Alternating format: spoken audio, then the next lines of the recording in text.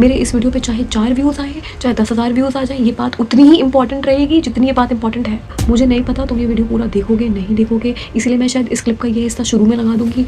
बहुत लोग ऐसे होते हैं जो खाली शुरू की क्लिप्स देख के चले जाते हैं, इसलिए मैं ये हिस्सा भी उस शुरू वाले पोर्शन में बता दूंगी कि भाई अपने इमोशंस के साथ बैठना बहुत ज़रूरी है। जस्ट सिट विद योरसेल्फ, वरना जितने भी अनप्रोसेस्ड इमोशन है ना, तुम्हें बेवजह सैड और एंग्शियस फील होने लगता है, या कोई सिचुएशन आती है तो तुम तुरंत अजीब फील करने लग जाते हो, प्रोसेस नहीं कर पाते हो, या सिचुएशन बहुत अच्छी है बट तुम खुश नहीं हो पा रहे हो। ये सब चीज़ें तब होती हैं जब हमारे अंदर इमोशंस भरे होते हैं। मेरी रिस्पॉन्सिबिलिटी कोई और बंदा नहीं लेकर आके, मुझे सैड फील हो रहा है, मुझे एंग्शियस फील हो रहा है, मैं शायद किसी के मुंह पे अच्छा बिहेव कर सकती हूँ, बट क्या मैं अकेले में खुश हूँ? कोई मुझसे पूछने नहीं आ रहा है, कोई मुझे संभालने नहीं आ रहा, कोई मेरे इमोशंस मेरे लिए प्रोसेस करने नहीं आ रहा। No one will do it for you.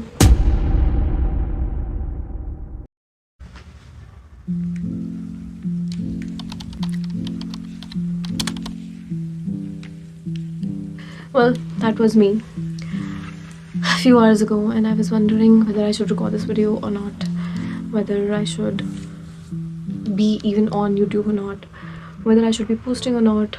ऐसा लग रहा था कि भाई मैं कुछ सही कर भी रही हूँ अपनी लाइफ में। Then something clicked. I took my time. Then I came back, camera लगाया, and I said fuck this, I have to record the video anyways. मैं सर पकड़ के इसलिए बैठी थी क्योंकि मैं थक गई थी लोगों की बकवास सुनते सुनते। मैं थक गई थी ये सुन सुन के कि मैं कुछ नहीं कर सकती। मैं बाहर गई तो मुझे फिर कुछ बातें पता चली, अपने पास्ट के बारे में पुरानी चीज़ें पता चली, जिससे मेरा दिमाग और ख़राब हो गया। तो मुझे जेन्युइनली समझ में नहीं आ रहा था कि मैं करूँ क्या। और ये सुन करके लोगों का कोसना सुन करके, मतलब आसपास वाले लोगों ने इतना कोसा मुझे, और उसके बाद अब मैं पुराने दोस्तों की, पुराने लोगों की घटिया बातें सुन के मेरा दिमाग इतना ख़राब हो गया, अपने बारे में बातें सुन के मेरा दिमाग इतना ख़राब हो गया कि मुझे खुद में ही डाउट आने लगा। मुझे ऐसा लगा कि मैं क्या कर रही हूँ, यूट्यूब पे क्यों वीडियो बना रही हूँ। I was questioning the only thing which I use to love. तुम देख रहे हो डाउट क्या कर सकता है, आसपास के लोगों का कोसना क्या कर सकता है। मतलब मैं वो इकलौती चीज़ को भी क्वेश्चन कर रही थी जो मुझे अच्छी लगती है करनी। बहुत लोग मिलेंगे ऐसे कोसने वाले, बहुत लोग मिलेंगे ऐसे जो तुम पे डाउट करेंगे, बहुत लोग मिलेंगे ऐसे जो तुमको ये तक विश्वास करा देंगे कि तुम जो कर रहे हो वो गलत है। घटिया और बकवास लोग मिलेंगे, उनको अवॉइड कैसे करना है, कैसे समझना है कि वो घटिया हैं, क्योंकि ज़्यादातर टाइम तो हमें दिमाग में यही नहीं घुस पाते हैं कि कौन लोग अच्छे हैं कौन लोग बुरे हैं। उसके बाद जब चीज़ें बुरी होने लगती हैं, हम विश्वास कर लेते हैं तो हमें अटैचमेंट हो जाता है। Even after seeing bad things, even after facing worst things, हम वो अटैचमेंट तोड़ नहीं पाते हैं। दैट्स बिकॉज हम बिना जाने अटैच हो जाते हैं, बिना सोचे समझे किसी बंदे पे विश्वास कर लेते हैं, किसी बंदी पे विश्वास कर लेते हैं। कि सिर्फ अच्छा बात करने से कुछ नहीं होगा, सिर्फ अच्छे टॉपिक पे वीडियोस बनाने पे कुछ नहीं होगा, उन चीज़ों पे बात करना भी बहुत ज़रूरी है जो चीज़ें हमें रोज़ फील होती हैं।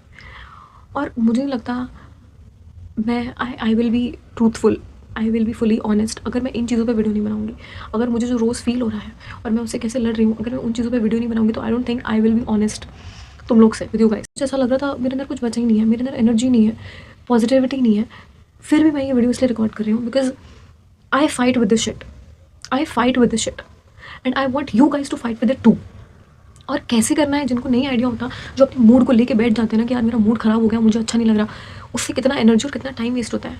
And I know because I fight with this shit, तो आई नो कि कितना तुम अपने आप का टाइम वेस्ट करते हो, अपने आप को ड्रेन करते हो, अपनी एनर्जी बहाते हो इन सब चीज़ों में, फालतू लोगों में, फालतू इवेंट्स में, फालतू पुराने पास्ट में, कितनी फालतू चीज़ों में तुम अपनी टाइम और एनर्जी वेस्ट कर रहे हो ना। आई नो बिकॉज मैं भी करती थी।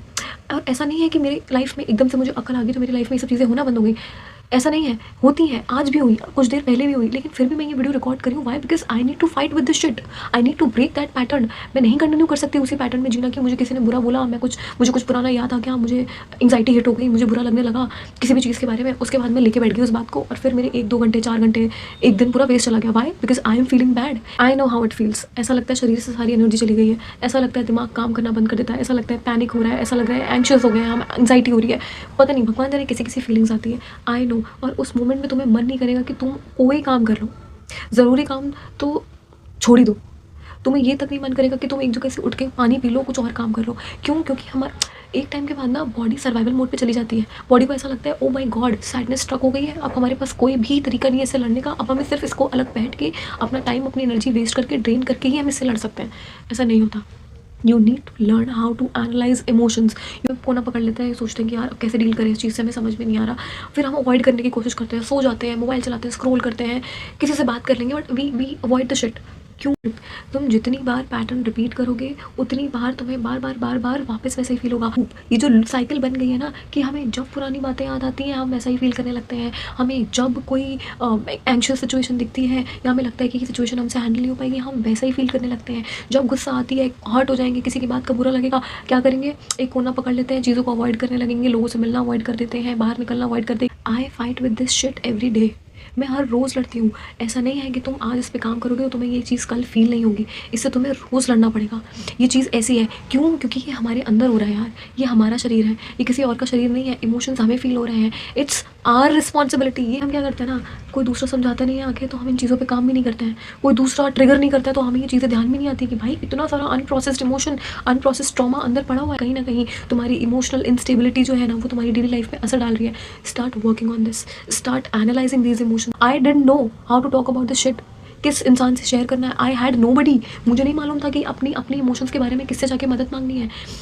मैं अकेली थी, I was alone handling all these emotions. मुझे लगता था कि दुनिया में कोई है ही नहीं मुझे समझने वाला। तुम लाइफ में आगे बढ़ते हो जब तुम खुश होते हो, जब तुम्हारे सामने सिचुएशंस होती हैं, सब कुछ ठीक चल रहा होता है लेकिन फिर भी तुम्हारे अंदर खालीपन होता है, फिर भी तुम खुश नहीं रह पाते हो, फिर भी तुम हमेशा सैड रहते हो, तब तुम्हें समझ में आएगा कि तुम अच्छी सिचुएशंस में भी खुश इसलिए नहीं हो पाते हो बिकॉज तुम्हारे अंदर इतने नेगेटिव इमोशंस भरे पड़े हैं जिसको तुमने कभी प्रोसेस ही नहीं किया। You are not dumb, you are just not acting smart. Sit with them, you just need to sit with yourself. जैसे तुम दुनिया में हर काम के लिए समय निकालते हो वैसे ही तुम्हें अपने लिए भी समय निकाल। आज भी ज़िंदगी में जब सब कुछ अच्छा चल रहा होता है तो भी मैं पूरी तरीके से खुश नहीं हो पाती हूँ। ज़िंदगी में जब बुरा चल रहा होता है तो मुझे और वर्स्ट फील होने लगता है। Why? Because there is so much emotional tension मेरे अंदर, इतना सब कुछ भरा पड़ा है जो मैंने वक्त के साथ कभी प्रोसेस नहीं किया।